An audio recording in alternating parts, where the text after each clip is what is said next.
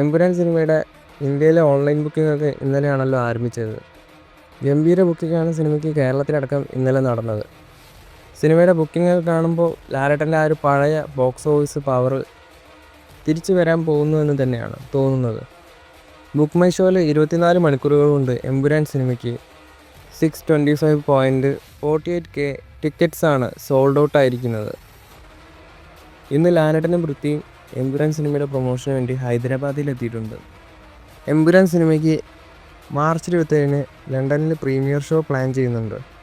പുലർച്ചെ 12:30-നാണ് സിനിമയുടെ premiere show നടക്കാൻ പോകുന്നത്.